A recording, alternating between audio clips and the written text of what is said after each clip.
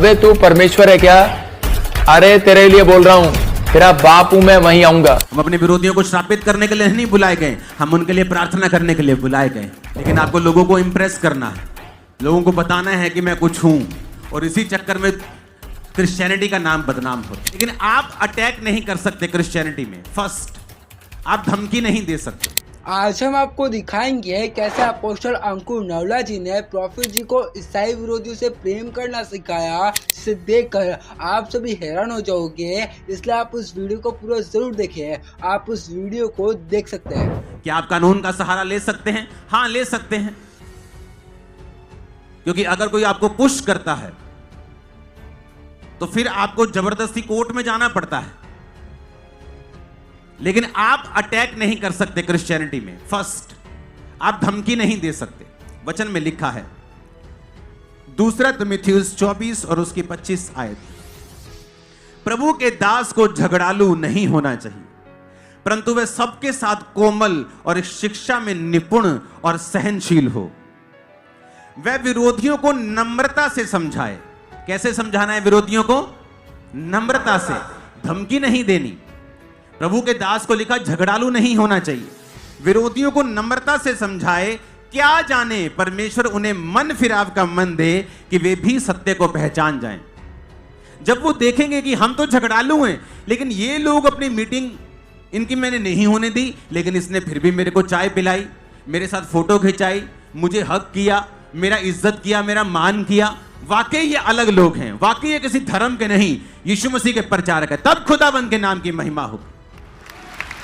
ये महिमा नहीं है कि मैं भी लड़ूं, मैं भी फाइट करूं। मान लीजिए कल मेरा क्रूसेड है, अब मैं कई स्टेट्स में क्रूसेड करने के लिए जा रहा हूं, अगले साल मैंने डेट देनी शुरू कर दी। अब मान लो मैं जा रहा हूं, कोई विरोध करता है तो करें, मैं उसके खिलाफ कुछ एक्शन नहीं लेने वाला। क्यों? मेरा परमेश्वर जीवित है, वो उस स्टेट में परमेश्वर का झंडा ऐसे खड़ा करेगा, दुनिया की ताकत हिला नहीं पाएगी। मैं आपको बता रहा हूं, जहां जहां खुदावंद का विरोध हो रहा है, वहां वहां मैं आपको यह भविष्यवाणी की आज मीटिंग है, मैं आपको प्रोफेटिकली बता रहा हूं, भाई साहब लाखों की भीड़ें चर्च में आने वाली हैं उधर। मैं आपको बता रहा हूं, लाखों की। मैं नहीं कह रहा कुछ कुछ हजार, मैं कह रहा हूं मेगा चर्चिस होगी छत्तीसगढ़ में, मेगा चर्चिस महाराष्ट्र में, मेगा चर्चिस उड़ीसा में, मेगा चर्चिस होंगी। क्यों? लेकिन उन लोगों के पास होंगी जो वचन को समझते हैं, जो ये समझते हैं कि विरोध एक प्रचार का हिस्सा है। क्या हुआ पंजाब में 2022 में? लोग बोलते जी बड़ा विरोध हो गया, क्रिश्चियनिटी को कितना बुरा कहा गया, कितना बदनाम करने की कोशिश की गई। क्या हुई क्रिश्चियनिटी बदनाम? जो प्रचार पास्टर नहीं कर सके, मैं नहीं कर सका, वो विरोधियों ने घर घर में कर दिया। पंजाब के हर घर को क्रिश्चियनिटी के बारे में मालूम है कि नहीं मालूम? गया कैसे? नेगेटिव तौर पे कि ये जीसस ऐसे है, वो तो ऐसे है, पास्टर ऐसे हैं, ये फलाने ऐसे, नेगेटिव गया। लेकिन बाद में जब लोगों ने चर्चिस में जाके देखा, बाद में जब इंटरनेट पे देखा, ऑनलाइन देखा, उनको समझ आई कि वाकई यहां हीलिंग होती है, परमेश्वर का वचन हमें शुद्ध करता है, पाप माफ होते हैं, शांति मिलती है, ये धर्म नहीं बदलते, जीवन बदलते हैं, चैरिटी करते हैं, अच्छे लोग हैं। कितने मेरी बात को समझ रहे हैं? तो कई बार हमें परमेश्वर की योजना को आत्मिक रीति से समझना पड़ेगा अगर हम परमेश्वर का काम करना चाहते हैं तो। वचन कहता है एक दिन पौलुस और उसके साथियों का विरोध हुआ, इतना विरोध हुआ कि मसीही जो यहूदी लोग थे, यहोवा के लोग थे, उन्हीं ने पत्थर मार मार के उनको भगा दिया। बाइबल कहती है जब वो अगले शहर में गए तो वहां एक लकवे वाला व्यक्ति बैठा था और पौलुस ने उसको चंगा किया। अगर पौलुस का विरोध नहीं होता वो आदमी कभी चंगा नहीं होता। अगर पौलुस का विरोध नहीं होता वो कभी अगले शहर में नहीं जाता। अगले शहर में गया तो परमेश्वर ने काम किए। जब हम आत्मिक रीति से फेल हो जाते हैं देखने के लिए कि परमेश्वर क्या कर रहा है, उसकी योजना क्या है, फिर हम शरीर पर लड़ते हैं। और fighting in body in flash is a bad fight. शरीर की फाइट एक बैड फाइट है। ये आपको शर्मिंदा करती है, आपको हराती है। परमेश्वर आपके साथ नहीं खड़ा होता, परमेश्वर का काम रुकता है, उसका वचन फैलता नहीं, लोगों के मन में नफरत पैदा होती है। जबकि अगर आप आत्मा से लड़ें और विरोधियों को माफ करते जाएं, देखिए फिर क्या होता है। मैंने अपनी लाइफ में एक बार नहीं देखा, हजारों बार देखा है। नीति वचन 20 उसकी 22 आयत में लिखा है, मत कह मैं बुराई का बदला लूंगा, वरन यहोवा की बाट जोहता रहे, वह तुझको छुड़ाएगा। नीति वचन 25 उसकी 21 और 22 आयत, यदि तेरा बैरी भूखा हो उसको रोटी खिला, यदि प्यासा हो तो पानी पिलाना, क्योंकि इस रीति से तू उसके सिर पर अंगारे डालेगा और यहोवा तुझे इसका फल देगा। बाइबल तो कुछ और कह रही है।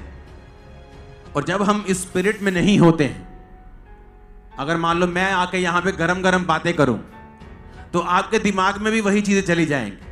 आपकी भी प्रेयर लाइफ में वो एक, अभी कंप्यूटर तो चल रहा है लेकिन उसके अंदर वायरस आ गया, कभी कभी अटक जाता है। तो ये वायरस है चीजें, दुश्मनी, वैर विरोध, कड़वापन, ये एक वायरस की तरह आपकी लाइफ में काम करता है। शरीर चलता है, आत्मिक जीवन चलता है, हीलिंग भी होती रहती है, लेकिन ये एक वायरस की तरह आपकी लाइफ में आ जाता है और आपकी लाइफ परफेक्ट नहीं हो पाती। इसलिए परमेश्वर ने कहा तेरा बैरी भूखा हो तो उसे खाना खिला। हालेलुया। ये उन्हीं दिनों की बात है जब ये मेरा विरोध हुआ। थोड़े दिन आपने मेरी टेस्टिमनी सुनी होगी, मेरे गोडाउन को किसी ने आग लगा दी। किसी ने, रविदासियों वाला जो एक खास एक समूह है, मैं उसका नाम नहीं जानता, लेकिन रविदासिया समाज से एक संत की हत्या कर दी गई थी।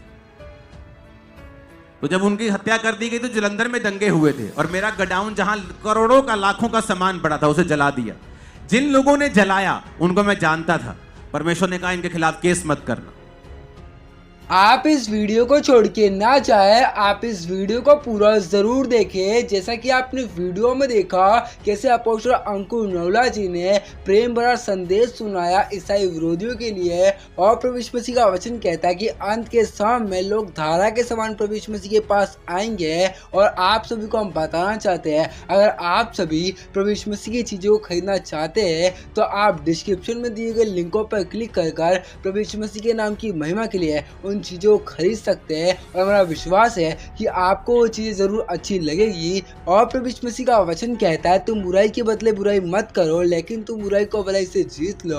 और प्रभु यीशु मसीह का वचन कहता है तुम सत्य को जानोगे, सत्य तुम्हें स्वतंत्र करेगा। इसलिए आज रतन यादव और ज्योति शर्मा प्रभु यीशु मसीह जो सत्य है नहीं जानते, इसलिए आज ये हमारा विरोध करते हैं। लेकिन आप विश्वास कीजिए, जब सत्य जो उनके पास पहुंचेगा, जो यीशु मसीह है, तो ये हमारा विरोध ना करके हमारे साथ प्रभु यीशु मसीह के नाम का प्रचार करेंगे। और प्रभु यीशु मसीह का वचन कहता है अंत का समय बहुत ही नजदीक आ चुका है। और प्रभु यीशु मसीह का वचन कहता है अंत के समय हर एक घुटना यीशु के सामने झुकेगा और हर एक जीभ अंगीकार करेगी कि यीशु प्रभु है, भले वो ईसाई विरोधी भी क्यों ना हो। लेकिन अंत के समय में वो भी अंगीकार करेंगे कि सचमुच यीशु ही सच्चा परमेश्वर है। और आज हम ईसाई विरोधियों से कहना चाहते हैं, आप भी यीशु मसीह को परख कर देखिए, प्रभु यीशु मसीह आपका भी जीवन बदल देंगे। और आप सभी को हम बताना चाहते हैं, एक समय पर आप और मैं भी मसीह लोगों का विरोध करते थे, लेकिन प्रभु यीशु मसीह ने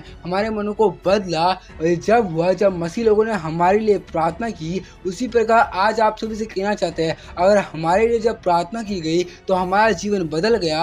उसी प्रकार अगर हम हर एक ईसाई विरोधी के लिए प्रार्थना करेंगे तो प्रभु यीशु मसीह हर एक ईसाई विरोधियों को भी जरूर बदलेंगे। और प्रभु यीशु मसीह का वचन कहता है हमारा प्रभु यीशु मसीह नहीं चाहता कि कोई भी जन उस नरक की आग में डाला जाए। प्रभु यीशु मसीह चाहते हैं कि हर एक रूह बचाए जाए। और प्रभु यीशु मसीह का वचन कहता है जिस परमेश्वर ने लाल समुद्र को 2 भाग किया है, वही परमेश्वर आज हर एक ईसाई विरोधियों के मनों को बदलने की सामर्थ रखता है। और प्रभु यीशु मसीह का वचन कहता है हमारे परमेश्वर के हाथों में राजाओं का मन रहता है, वो जिसे चाहे उस तरफ से मोड़ सकता है। और प्रभु यीशु मसीह का वचन कहता है तुम जगत में जाओ, लोगों को चेला बनाओ, पिता पुत्र पवित्र आत्मा के नाम से बपतिस्मा दो, देखो मैं जगत के अंत तक सदैव तुम्हारे साथ हूँ। इसलिए आप ज़्यादा से ज़्यादा प्रभु यीशु मसीह के नाम का प्रचार करें। आप विश्वास के साथ आप इस वीडियो को एक व्यक्ति के साथ जरूर शेयर कर दें, ताकि वह व्यक्ति आपके द्वारा प्रभु यीशु मसीह को जान सके और प्रभु यीशु मसीह को अपने जीवन का उद्धारकर्ता ग्रहण कर सके।